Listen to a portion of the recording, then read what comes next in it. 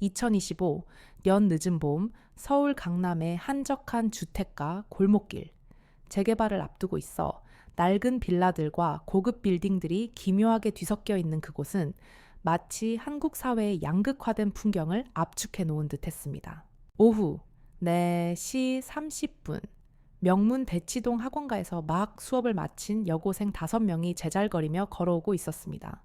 그들의 교복은 명문고의 상징이었고 손에는 값비싼 브랜드의 가방이 들려 있었죠. 대한민국 교육열의 정점인 강남에서 이들은 성공이라는 거대한 압박 속에서 하루하루를 살아가고 있었습니다.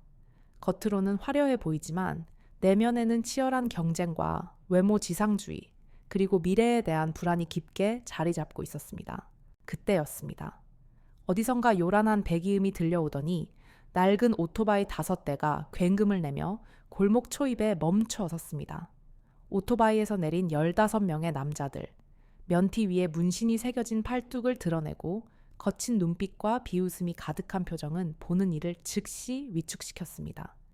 이들은 최근 강남 일대에 떠오르는 신흥 조폭 세력인 독사파였습니다. 기존의 낡은 조직과는 달리 SNS를 통해 젊은 조직원들을 끌어모으고 불법 리딩방, 온라인 도박, 그리고 재개발 이권에 깊숙이 개입하며 세력을 확장하고 있었습니다. 그들은 돈과 폭력이라면 무엇이든 할 수 있는 이 시대의 새로운 악의 단면이었습니다. 독사파의 리더 일명, 독사라 불리는 30살 남자가 비죽이 웃으며 여학생들에게 다가왔습니다. 그의 얼굴에는 과거의 폭력과 현재의 비열함이 뒤섞여 있었습니다. 어쭈 공부 좀 한다는 아가씨들 아니야. 강남 명문고 교복이 아주 잘 어울리네. 어디 그렇게 급하게 가. 그의 목소리에는 조롱과 노골적인 성희롱이 담겨 있었습니다. 여학생들은 공포에 질려 서로의 뒤로 숨었습니다. 그중 리더 격인 코 유나 18세는 떨리는 목소리로 겨우 입을 열었습니다. 저희 학원 끝나고 가는 길이에요. 길 좀 비켜주세요. 길 우리가 지금 이 골목의 주인인데 어디 감히 나대. 독사가 비웃으며 유나의 어깨를 밀쳤습니다. 유나가 휘청거리며 뒤로 물러섰지만 독사의 부하 2명이 양옆에서 그녀를 애워쌌습니다. 다른 조폭들은 나머지 여학생들을 위협하며 휴대폰을 빼앗아 바닥에 내던졌습니다. 쨍그랑 화면이 산산조각 났습니다. 신고해봐. 대한민국 경찰이 여기 올 때쯤이면 너희는 이미 우리 소나기에 있을 거야. 어차피 아무도 신경 안 쓸 걸 각자 도생의 시대인데 누가 남의 일에 나서겠어. 독사는 확신에 찬 듯 껄껄 웃었습니다. 그는 이 사회의 냉혹함을 누구보다 잘 알고 있는 듯 보였습니다. 정의는 교과서에나 있는 것이고 현실에서는 힘과 돈이 곧 법이라고 굳게 믿고 있었습니다. 유나가 바닥에 주저앉아 울음을 터뜨렸습니다. 무릎이 쓸려 피가 흘렀지만 독사파 조직원들은 아랑곳하지 않고 휴대폰을 꺼내 촬영을 시작했습니다. 야, 이거 완전 인싸각인데 명문고 아가씨들 우는 거 실시간 방송 가자. 그들의 비열한 웃음소리가 골목에 메아리 쳤습니다. 주변을 지나던 행인들은 그 험악한 분위기에 지레 겁을 먹고는 못 본 척 발걸음을 재촉했습니다. 누구 하나 선뜻 나서지 않았습니다. 그 침묵은 여학생들을 더욱 절망에 빠뜨렸습니다. 그 순간 멀리서 규칙적인 군화 소리가 들려왔습니다. 단정한 전투복 차림의 여군 1명이 마치 골목의 어둠을 가르는 한 줄기비처럼 걸어오고 있었습니다. 그녀의 눈빛은 흔들림 없었고 어깨는 곧게 펴져 있었습니다. 특전사 대위 이서진 33자이었습니다. 며칠간의 고강도 특수전 훈련을 마치고 오랜만에 집으로 향하던 길이었죠. 그녀의 발걸음은 자연스럽게 멈췄고 눈은 순식간에 상황을 스캔했습니다. 15명의 건장한 남성들 공포에 질려 떨고 있는 여학생 5명, 그리고 바닥에 쓰러져 모멸감을 느끼는 어린 유나. 서진의 뇌리에는 오직 하나의 단어가 스쳐 지나갔습니다. 불의. 이 사회의 어두운 단면이 그대로 드러나는 순간이었습니다. 그녀는 대한민국 국군으로서, 그리고 한 명의 인간으로서 이 상황을 결코 좌시할 수 없었습니다. 독사는 서진을 발견하고는 잠시 멈칫했지만 이내 비웃음을 지었습니다. 오, 군발이 아줌마 납셨네. 여기가 군부대인 줄 아나 봐. 아줌마는 훈련하러 가봐야 하는 거 아니야? 다른 조폭들도 낄낄거리며 서진을 비아냥거렸습니다. 그들은 군인, 특히 여군을 우습게 보는 듯했습니다. 이 사회에서 군인이라는 신분은 종종 조롱의 대상이 되곤 했습니다. 서진은 아무 말 없이 오토바이들을 지나쳐 여학생들 앞으로 다가섰습니다. 독사는 서진의 어깨를 툭 치며 말했습니다. 야, 군발이 아줌마, 구경 다 했으면 갈 길가 여기서 영웅놀이라도 하려고. 그 순간 서진의 눈빛이 싸늘하게 변했습니다. 군인으로서 수많은 위협 상황을 경험했지만 민간인 특히 어린 학생들을 유린하는 이런 비열한 행위는 단 한 번도 용납한 적이 없었습니다. 그녀의 손이 번개처럼 독사의 손목을 움켜쥐었습니다. 독사는 깜짝 놀라며 손을 빼려 했지만 서진의 악력은 상상을 초월했습니다. 아, 독사의 얼굴이 일그러졌습니다. 서진은 독사의 팔을 비틀어 순식간에 무릎을 꿇렸습니다. 이 더러운 손으로 다시는 그 아이들을 건드리지 마. 서진의 목소리는 낮고 차분했지만 그 속에는 얼음장 같은 분노가 서려 있었습니다. 주변의 차가운 시선 속에서 침묵했던 정의가 비로소 목소리를 내는 순간이었습니다. 독사가 서진에게 제압당하자 다른 독사파 조직원 14명은 분노하며 일제히 서진을 향해 돌진했습니다. 야, 저년 뭐야. 다 같이 조져버려. 그들은 특전사라는 것을 눈치채지 못했습니다. 그저 자신의 리더를 건드린 건방진 여자 군인으로만 생각했습니다. 서진은 독사를 놓아주며 천천히 몸을 돌렸습니다. 그녀의 표정은 차가운 얼음 같았고 눈빛 속에는 억눌렸던 분노가 섬광처럼 번뜩였습니다. 그녀의 손은 주머니에 넣어져 있었지만 이미 몸은 전투태세로 전환되어 있었습니다. 군복을 입은 채 강남 한복판에서 폭력배들과 싸운다는 것은 군인으로서도 큰 위험 부담이었습니다. 하지만 그녀는 망설이지 않았습니다. 그녀의 눈에 들어온 것은 쓰러져 울고 있는 어린 여학생들의 모습뿐이었습니다. 첫 번째로 달려든 남자가 무모하게 주먹을 날렸습니다. 서진은 고개를 살짝 기울여 주먹을 피하는 동시에 팔꿈치를 들어 그의 관자놀이를 정확히 가격했습니다. 욱! 남자는 그대로 휘청거리며 뒤로 넘어져 정신을 잃었습니다. 이어 양옆에서 2명이 동시에 달려들자 서진은 몸을 낮춰 한 명의 다리를 걸어 넘어뜨리고 동시에 다른 한 명의 무릎을 팔꿈치로 찍어 쓰러뜨렸습니다. 순식간에 3명이 바닥에 나뒹굴었습니다. 여학생들은 눈앞에서 벌어지는 믿을 수 없는 광경에 입을 다물지 못했습니다. 영화에서나 보던 특수부대원의 움직임이 눈앞에서 펼쳐지고 있었습니다. 독사는 뒤늦게 정신을 차리고 소리쳤습니다. 젠장 전현 보통이 아니야. 칼 꺼내 총은 안 돼. 칼. 그는 여전히 주위에 민간인들이 있음을 의식하며 총기 사용은 자제하라고 지시했습니다. 하지만 칼이라는 단어에 여학생들의 얼굴은 다시 한번 공포에 질렸습니다. 한 조폭이 허리춤에서 칼을 꺼내 들고 달려들었습니다. 서진은 순간적으로 몸을 틀어 칼을 든 손목을 비틀어 제압했습니다. 남자의 손에서 칼이 떨어져 나뒹구는 순간 서진은 그의 명치를 발로 차 무력화시켰습니다. 이어진 조폭들의 공격은 마치 파도와 같았습니다. 하지만 서진의 움직임은 물 흐르듯 유연하면서도 폭발적이었습니다. 그녀는 마치 격렬한 댄스를 추는 발레리나처럼 쓰러진 조폭들의 신체를 이용해 다른 적들을 공격했습니다. 한 명의 다리를 걸어 넘어뜨리면서 다른 한 명을 향해 던지듯 밀어냈고 쓰러진 2명이 부딪히면서 나뒹굴었습니다. 공간 활용과 심리전, 서진의 전투는 단순한 육탄전이 아니었습니다. 그녀는 골목의 좁은 공간, 주변 사물 심지어 적들의 몸까지 모두 이용했습니다. 한 명이 들고 있던 야구 방망이를 빼앗아 순식간에 3명을 제압했고 쇠파이프를 든 남자의 무릎 관절을 정확히 가격하여 파이프를 놓치게 만들었습니다. 뼈가 으스러지는 소리가 들렸지만 서진은 한치의 망설임도 없었습니다. 그녀의 눈빛은 흔들림이 없었고 표정은 차가웠습니다. 마치 완벽하게 설계된 기계 같았습니다. 그녀의 모든 움직임에는 수많은 훈련과 실전 경험이 응축되어 있었습니다. 독사파 조직원 15명의 건장한 남자들이 차례로 바닥에 쓰러졌습니다. 그중 일부는 의식을 잃었고 일부는 고통에 신음하며 몸을 웅크렸습니다. 짧게는 3초, 길게는 10초를 넘기지 못하고 모두 쓰러졌습니다. 단 3분. 그 짧은 시간에 강남 한복판의 좁은 골목은 아수라장으로 변했습니다.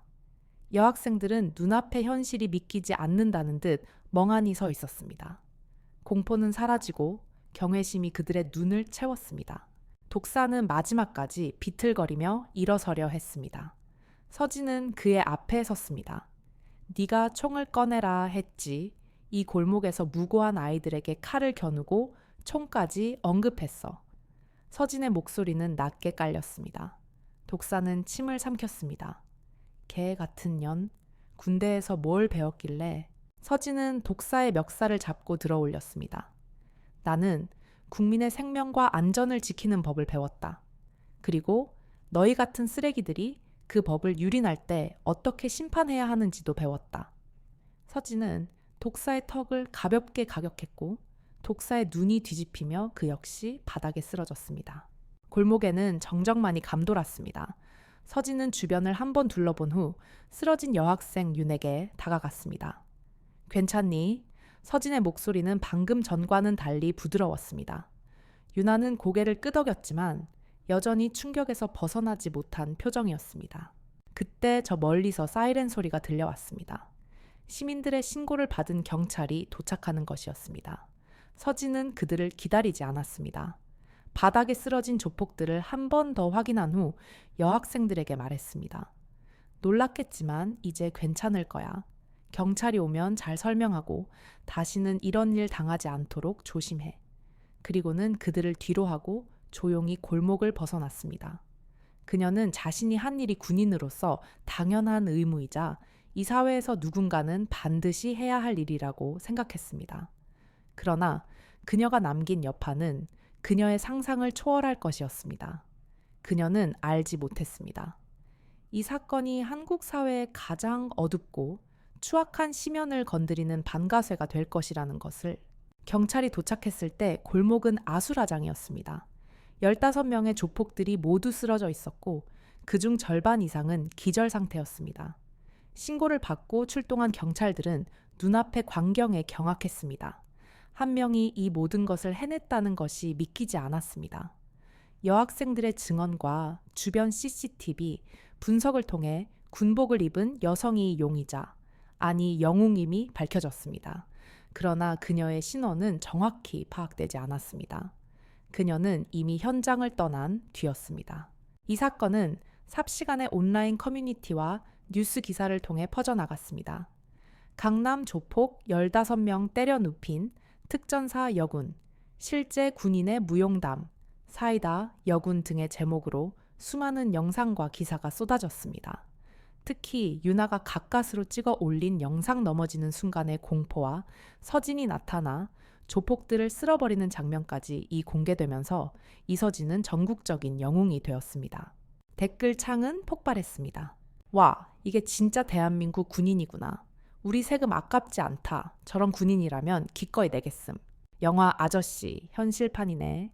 카카카카 총각김치 먹고 싶다. 저 여자 누구냐? 당장 국방부 장관 표창 줘라. 국군의 날에 나와야 할 뿐. 요즘 조폭들 너무 설쳐대는데 아주 제대로 참교육 시켰네. 법이 못하는 걸 군인이 해줬다. 여자가 어떻게 15명을 믿을 수 없어. CG 아니냐 진짜면 대박. 우리 딸이 저런 사람한테 괴롭힘 당할까봐 불안했는데 사이다 제대로다. 하지만 동시에 비판의 목소리도 나왔습니다. 아무리 그래도 과잉 진압 아니냐? 민간인한테 칼이나 총을 썼나? 경찰도 오기 전에 왜 개인적으로 폭력을 썼나? 이건 사적 제재 아니야. 총기 탈취 장면은 위험했다. 자칫하면 더 큰 사고로 이어질 뻔했다. 영웅이 아니라 무법자다. 군인이 민간인 사태에 개입하는 건 월권이다. 이러한 논란은 더욱 불을 지폈고 언론은 이서진 대위의 소속 부대까지 연락을 닿았습니다. 특전사령부는 난리가 났습니다. 징계위원회 소집 가능성도 논의되었지만 여론은 압도적으로 이서진을 옹호했습니다.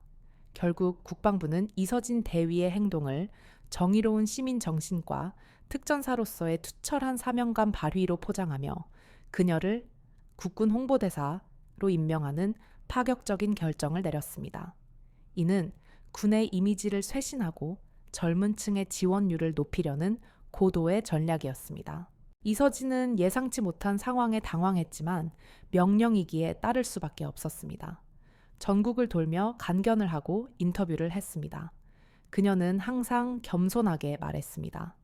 저는 단지 제가 할 일을 했을 뿐입니다. 국민을 지키는 것이 군인의 본분이라고 배웠으니까요. 그녀의 진솔함과 강인함은 젊은 세대 특히 여성들에게 큰 영감을 주었고 여군 지원율이 급증하는 현상까지 벌어졌습니다. 특전사 지원 경쟁률은 역대 최고치를 기록했고 이서진은 걸크러쉬의 상징이 되었습니다. 그녀의 인터뷰 중 가장 유명해진 부분은 다음과 같습니다. 저는 그날 제가 받은 훈련과 제 몸이 기억하는 모든 것을 사용했습니다. 두려움은 잠시였지만 제가 지켜야 할 어린 학생들의 눈빛이 저를 움직였습니다. 이 사회는 때로는 불의 앞에 침묵하지만 누군가는 반드시 목소리를 내고 행동해야 합니다. 그것이 저 같은 군인의 역할이자 이 사회를 살아가는 우리의 의무라고 생각합니다. 이 인터뷰는 사회 전체에 큰 울림을 주었습니다. 하지만 동시에 그녀의 명성이 높아질수록 그녀를 향한 검은 손길 역시 움직이기 시작했습니다. 독사파가 강남 재개발 이권에 깊숙이 연루되어 있다는 사실을 알게 된 순간부터 이서진은 거대한 음모의 중심에 서게 된 것입니다. 독사파의 윗선, 그리고 그들을 움직이는 보이지 않는 세력은 이서진의 행동을 결코 용납하지 않을 터였습니다. 이서진이 전국적인 영웅으로 떠오른 그 무렵, 서울 강남의 최고층 빌딩 갤러리아 스카이, 펜트하우스에서는 은밀한 회의가 열리고 있었습니다. 독사파의 두목 독사, 민철은 무릎을 꿇은 채 식은땀을 흘리고 있었습니다. 그의 앞에는 거대한 가죽 의자에 앉아 시가를 피우는 중년의 남자가 있었습니다. 그의 이름은 진 회장, 진성우 예순대. 한국 굴지의 건설사인 한신건설의 회장이자 대한민국 재계 서열 10위 안에 드는 거대 재벌가의 실질적인 수장이었습니다.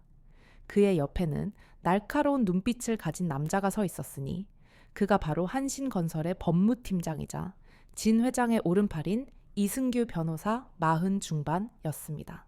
겨우 여자 군인 하나 때문에 강남 재개발 3구역 사업이 좌초될 위기라니 민철이 너 실망이 크다.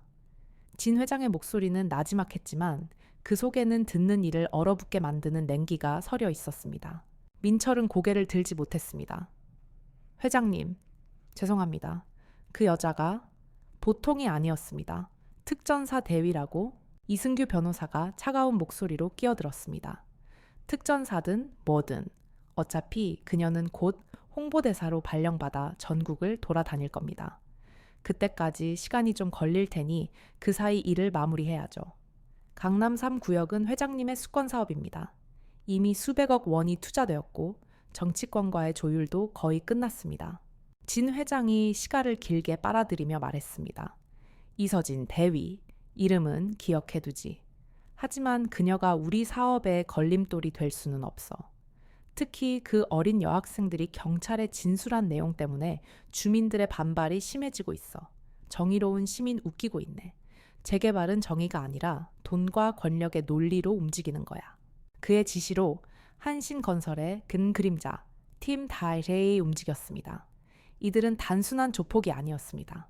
전직 특수부대 출신 정보기관 요원, 그리고 법의 허점을 이용하는 변호사들로 구성된 엘리트 집단이었습니다. 그들은 이서진의 모든 것을 파헤치기 시작했습니다. 신상 가족관계의 약점, 심지어 그녀의 과거까지 샅샅이 뒤졌습니다. 그리고 마침내 그들은 이서진에게 여동생 이서연, 20세이 있다는 사실을 알아냈습니다. 이서연은 현재 명문대에 재학 중이며 어릴 적부터 꿈꿔왔던 패션 디자이너의 꿈을 이루기 위해 밤낮으로 노력하고 있었습니다. 그녀의 유일한 약점은 가족이었습니다. 며칠 후 이서연의 대학 커뮤니티에는 알 수 없는 악성 게시물과 댓글들이 달리기 시작했습니다. 이서연 너 언니가 조폭 때려 눕힌 군인이라며 깡패 집안이네.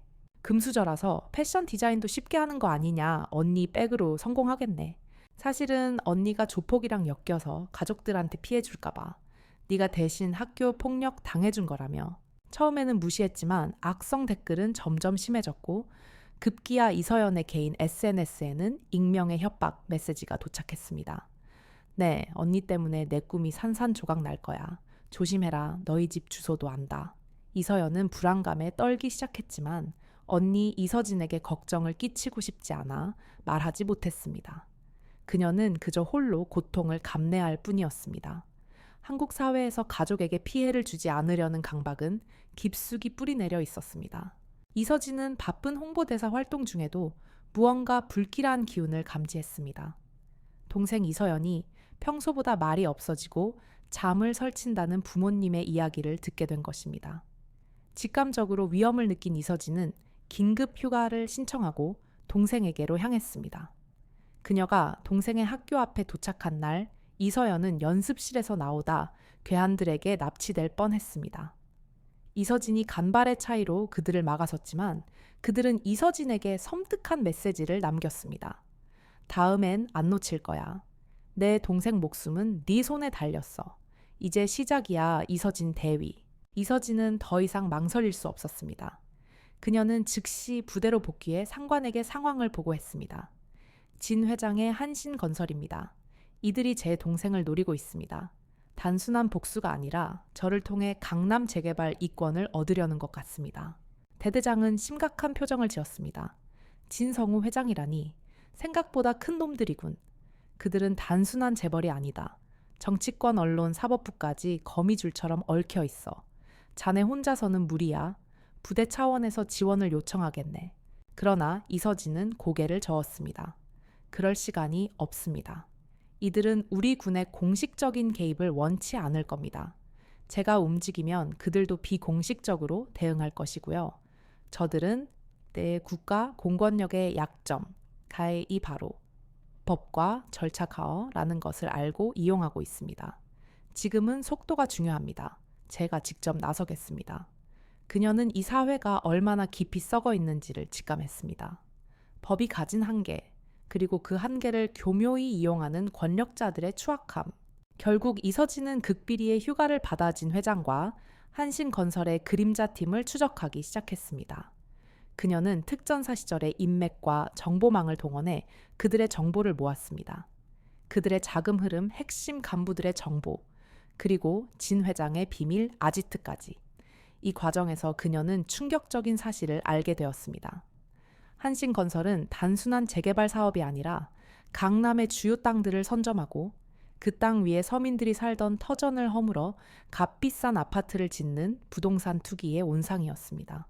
그리고 이 모든 과정에는 정치인, 고위 관료, 그리고 언론사의 묵인이 있었습니다. 정경유착의 가장 추악한 형태가 이서진의 눈앞에 드러나는 순간이었습니다. 이서진은 진 회장의 비밀 아지트를 급습하기로 결심했습니다. 그곳은 겉으로는 평범한 고급 빌라였지만 지하에는 최첨단 보안 시스템과 무기고를 갖춘 한신건설 그림자팀의 핵심 본부였습니다. 이서진은 단신으로 그곳에 잠입했습니다.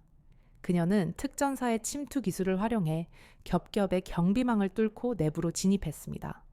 복대는 진 회장의 사설 경호원들과 전직 특수부대 출신인 그림자팀 요원들이 335 모여 있었고 그들의 손에는 권총과 흉기가 들려 있었습니다.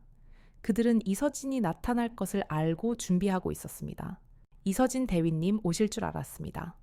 그림자팀의 리더인 전직 UDT 대원 출신 박영호 40 초반 대가 여유롭게 웃으며 말했습니다. 그의 눈빛은 이서진과 동등한 실력을 가진 자만이 가질 수 있는 자신감으로 가득했습니다. 저희도 한때는 나라를 지키던 사람이었습니다. 하지만 세상은 동화가 아니죠. 돈과 권력이 없으면 아무것도 할 수 없다는 걸 깨달았을 뿐입니다. 이서진은 아무 말 없이 돌진했습니다. 총알이 빗발쳤지만 그녀는 마치 유령처럼 총알을 피하며 경호원들을 순식간에 제압했습니다. 그녀의 움직임은 간결하면서도 치명적이었습니다. 뼈 부러지는 소리, 신음소리, 그리고 총소리가 뒤섞이며 아비규환이 벌어졌습니다. 이서진은 오직 진 회장과 이승규 변호사에게 도달하겠다는 일념으로 움직였습니다. 그녀의 분노는 이미 최고조에 달해 있었습니다. 마침내 이서진은 지하 깊숙한 곳에 있는 진 회장의 집무실 문을 열었습니다.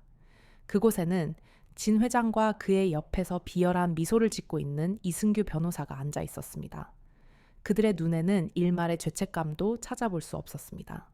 그들은 자신들의 행위가 사업일 뿐이라고 확신하고 있었습니다. 이런 곳까지 찾아올 줄은 몰랐군. 이 대위.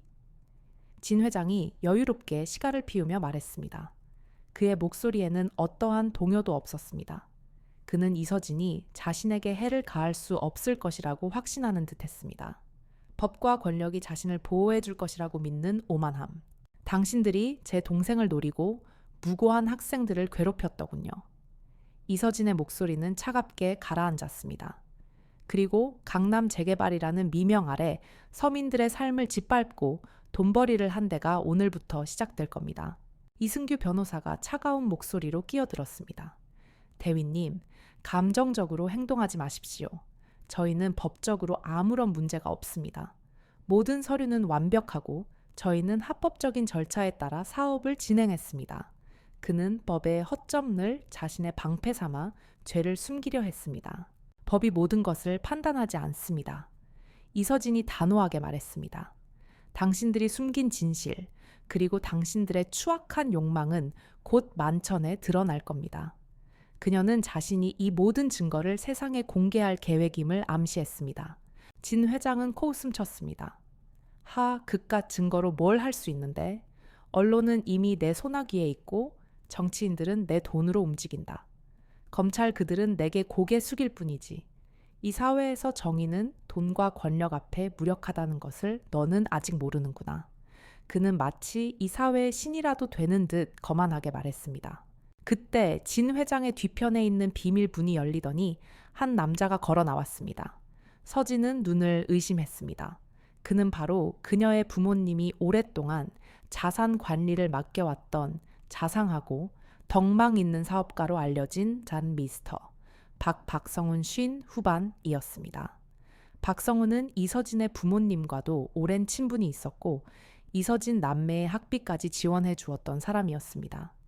그의 등장은 이서진에게 충격과 배신감을 안겨주었습니다. 그녀가 그토록 믿었던 인물이 사실은 모든 악의 근원이었던 것입니다. 서진아, 오랜만이구나. 박성훈은 부드러운 목소리로 말했습니다. 하지만 그의 눈빛은 뱀처럼 차가웠습니다. 너무 오지랖을 부리는구나. 군인이라면 나라나 지키지 왜 이런 사업에 끼어들었니? 미스터 박, 당신이 배우였을 줄이야. 이서진의 목소리에는 믿을 수 없다는 절망감과 배신감, 그리고 새로운 분노가 뒤섞여 있었습니다. 저희 가족에게 접근한 이유가 뭐죠? 설마 저희 부모님까지 이용한 겁니까? 박성우는 씁쓸하게 웃었습니다. 이용하니 투자한 거지. 너희 가족은 나의 완벽한 위장이었다. 내 본색을 감추기 위한 가장 안전한 장막이었지. 한신건설은 그저 나의 사업 도구일 뿐이고 진성우는 나의 충실한 개에 불과해. 이 강남의 모든 재개발 이권은 원래 내 손에 들어올 예정이었다. 네 여동생이 좀 예민하게 굴어서 귀찮아졌지만 결국은 이렇게 만날 운명이었나 보군. 그는 진 회장을 자신의 아래로 보는 듯한 오만한 태도를 보였습니다. 진 회장은 박성훈의 말에 아무 말도 하지 못하고 고개를 숙였습니다. 진정한 권력은 진 회장이 아닌 박성훈에게 있었던 것입니다. 박성훈은 와인잔을 흔들며 말했습니다. 자네가 아무리 강해도 세상을 바꿀 수는 없어. 이 빌딩 안에는 내가 설치한 폭탄이 있다. 이 버튼을 누르면 이 모든 비밀이 영원히 사라지는 거지. 그는 작은 리모컨을 꺼내 보였습니다. 이서진의 심장이 철렁했습니다. 그녀는 폭탄의 존재를 알지 못했습니다. 그녀의 복수가 수많은 민간인의 생명을 위협할 수 있는 상황에 놓인 것입니다. 이 빌딩은 한신건설의 위장 사무실로 다른 층에는 일반 회사원들과 상가들이 입주해 있었습니다. 이건 미친 짓이야. 당신도 같이 죽을 셈입니까? 박성우는 여유롭게 말했습니다. 미친 짓, 이게 바로 세상의 이치다. 약 6강식. 정의 그딴 건 드라마에나 나오는 거야. 현실은 돈과 권력이 지배한다. 나는 결코 실패하지 않아. 나는 나의 모든 것을 여기에 걸었다. 그는 버튼을 누르려는 듯 손가락을 움직였습니다. 그의 눈빛은 광기로 번들거렸습니다. 이서진은 순간 망설였습니다. 그를 제압해야 하지만 폭탄의 위험이 너무 컸습니다. 그녀의 뇌는 초고속으로 계산을 시작했습니다. 그는 폭탄을 누를 수 없다. 그는 이 모든 것을 계획한 장본인이고 이 빌딩 안에는 그의 돈과 권력의 핵심이 모두 담겨 있다. 그는 자기 자신을 파괴할 수 없다. 하지만 동시에 내게는 이 모든 것이 무너지는 것을 막아야 할 책임이 있다. 어떻게? 이서진은 망설임을 멈추고 박성훈을 향해 전력으로 돌진했습니다. 그의 손이 버튼에 닿기 직전 이서진은 마치 순간 이동이라도 한 듯 그의 손목을 잡고 강하게 비틀었습니다. 아! 박성훈의 비명과 함께 리모컨이 바닥에 떨어졌습니다. 이서진은 그를 제압하고 곧바로 리모컨을 발로 부셨습니다. 폭탄 해체는 불가능했지만 적어도 추가 폭발을 막을 수 있었습니다. 이 빌딩 안에는 당신이 가진 모든 불법 자금의 장부가 있다. 그게 당신의 진짜 약점이지. 이서진은 차갑게 말했습니다. 당신은 세상을 다 가질 수 없었다. 당신의 탐욕이 당신을 파멸시킬 거야. 그녀는 박성훈의 손에 쥐어 있던 그가 오랫동안 모아온 검은 돈과 권력의 증거가 담긴 USB를 빼앗아 들었습니다. 이서진의 신고를 받고 경찰 특공대와 군사경찰 특수수사대가 현장에 급습했습니다.